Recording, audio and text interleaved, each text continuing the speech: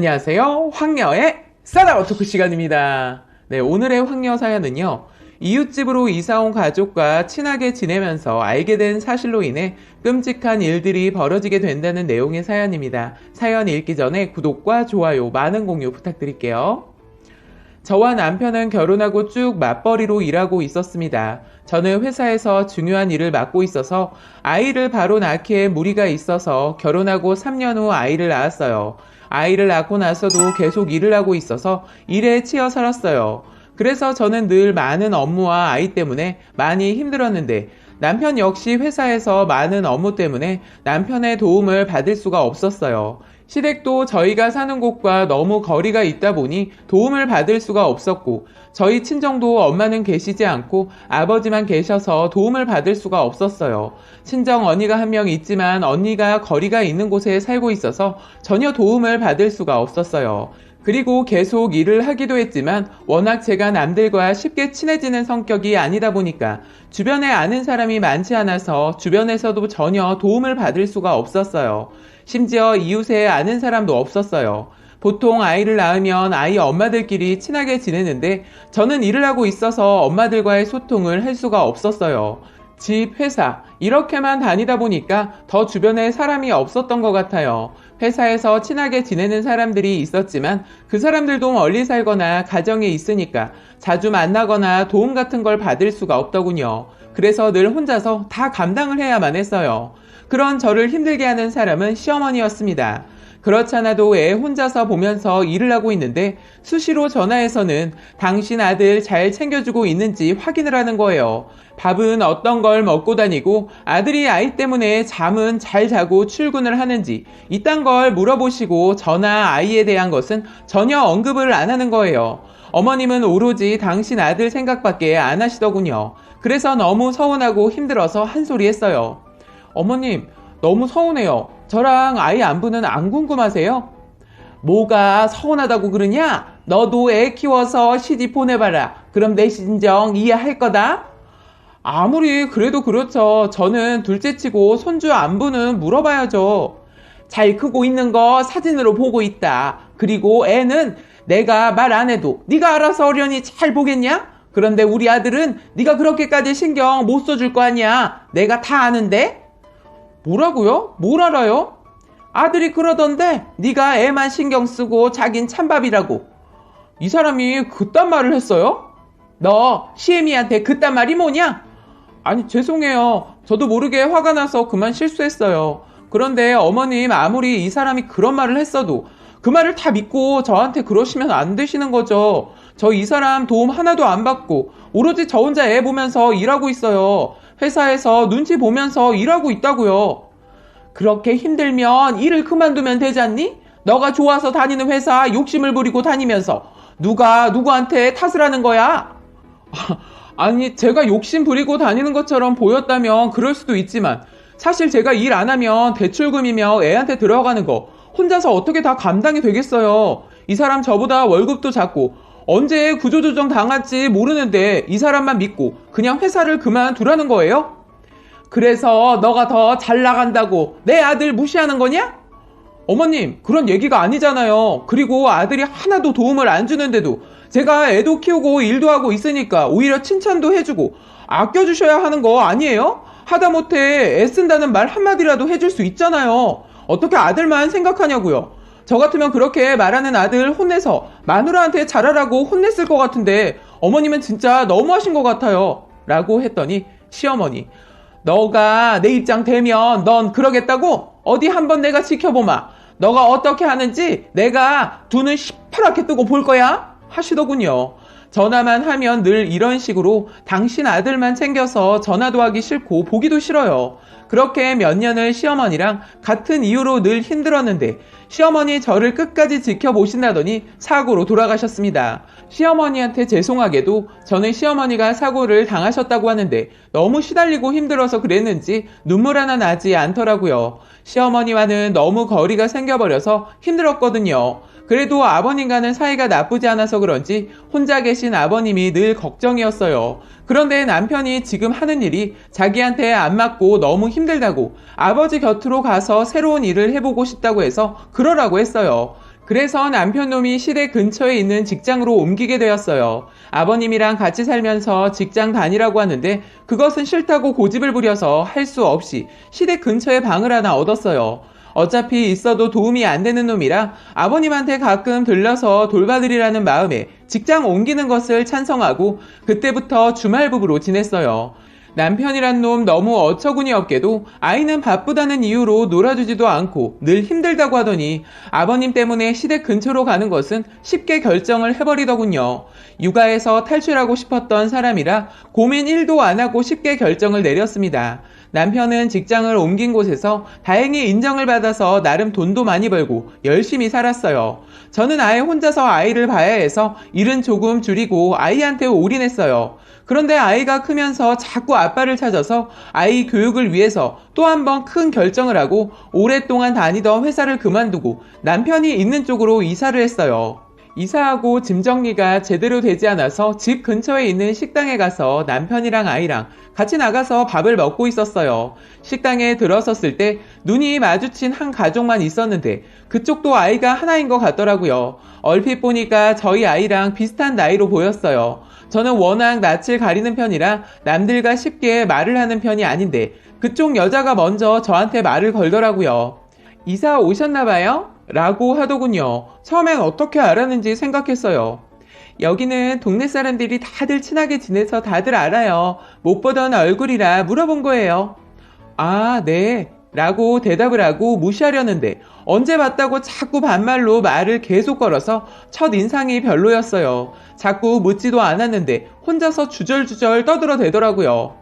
저도 이사 온 지 몇 달 됐는데 이 집 식당 너무 좋고 여기 좋은 곳 많으니까 나한테 물어봐요. 그런데 애들은 비슷한 나이 같은데 엄마랑 아빠는 우리보다 어려 보이네 하는데 더 이상 말대꾸도 하고 싶지 않고 말하기 싫어서 가만히 있으니까 그 여자 어머 엄마가 말이 없구나. 그런데 엄마 인상이 너무 좋다 하면서 자꾸 말을 걸었어요. 남편 놈은 그런 여자가 마음에 드는지 맞장구를 치면서 얘기를 이어가는 거예요.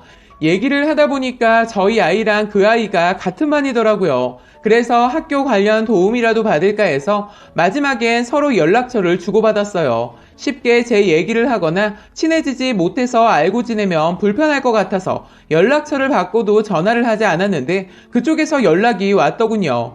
사실 저도 이사하고 바로 일을 하지 않고 있다 보니까 시간적 여유가 있어서 새롭게 알게 된 여자의 전화를 받아줬어요. 그 여자도 아이 어릴 땐 일을 하고 있었는데 이사 오면서 일을 하고 있지 않다고 하더군요. 그래서 같이 커피도 마시고 밥도 먹다 보니까 급격히 친해졌어요. 저는 한 번도 아이 친구 부모와 친했던 적이 없어서 조심스러웠지만 만나면 즐겁고 재미있어서 자주 얼굴을 보게 되었어요. 제 성격이 한번 친해지기 힘들어서 그렇지 친해지면 정말 잘하는 편이거든요.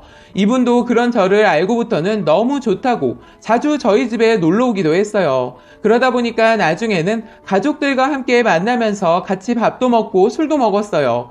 그런데 그 여자 남편은 아쉽게도 직업이 시간대가 들쑥날쑥한 일을 하고 있어서 얼굴을 자주 볼 수는 없었어요. 그 여자 남편분이 없어도 저희 남편이랑 그 여자 그리고 아이들이랑 자주 만나서 시간을 보냈어요. 저는 한 번도 이웃하고 이렇게 가깝게 시간을 함께 보낸 적이 없어서 그런지 너무 좋더라고요. 무엇보다 아이들이 친하게 지내니까 더 자주 보게 되었고요. 사정이 있을 땐 도움을 주기도 하고 받기도 하니까 좋았어요.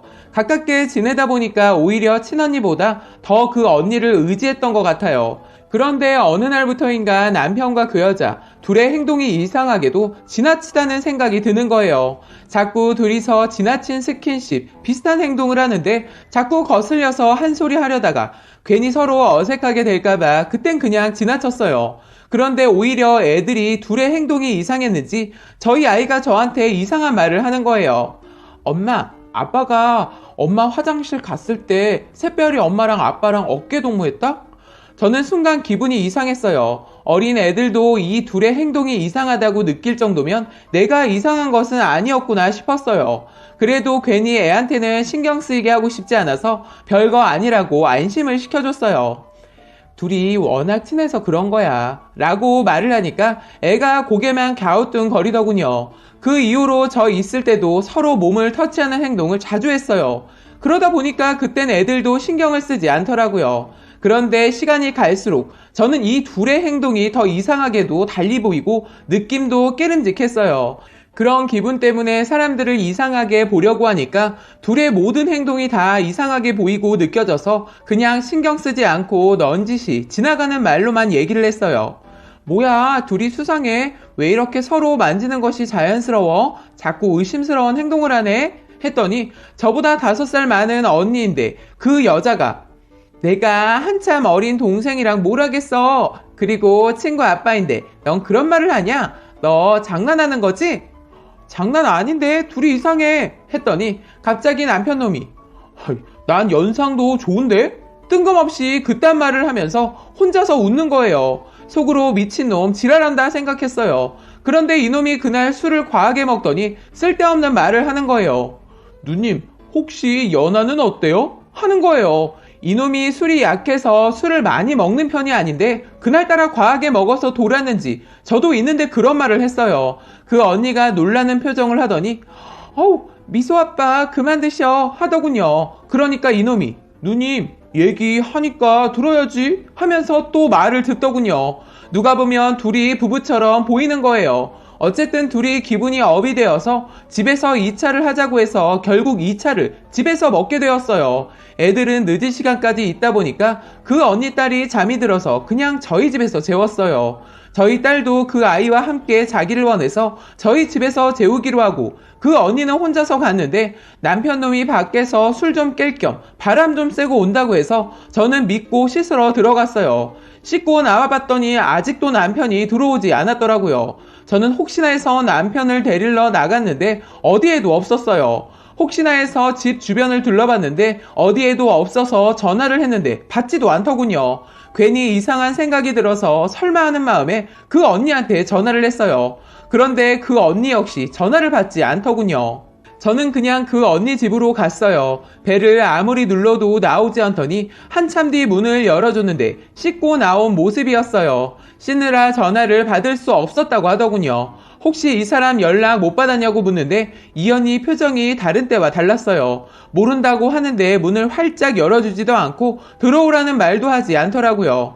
그땐 그 이상한 기분을 뒤로하고 집으로 왔는데 한참 뒤 남편이 왔어요. 어디 다녀왔냐고 물었더니 골목에 앉아 있었다고 하는데 저는 믿지 않았어요. 집에 와서 자꾸 드는 생각은 그 집을 다 뒤져보지 않은 것이 나 자신에게 너무 화가 났어요.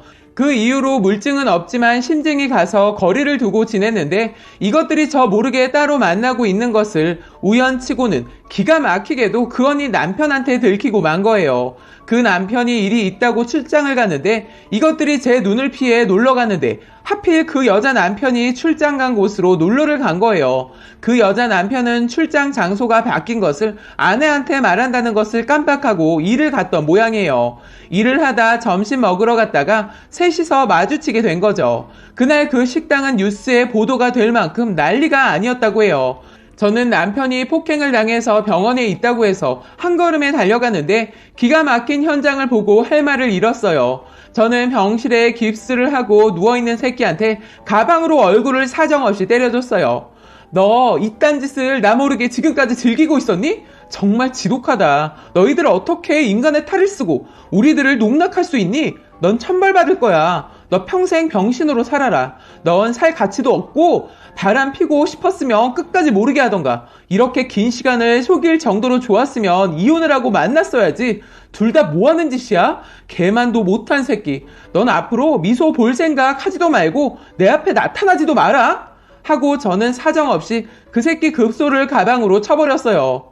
넌 그게 병신이 되어야 인간이 될 것 같다. 하고 고통을 호소하는 새끼를 뒤로하고 나왔어요. 그리고 그년한테도 갔어요.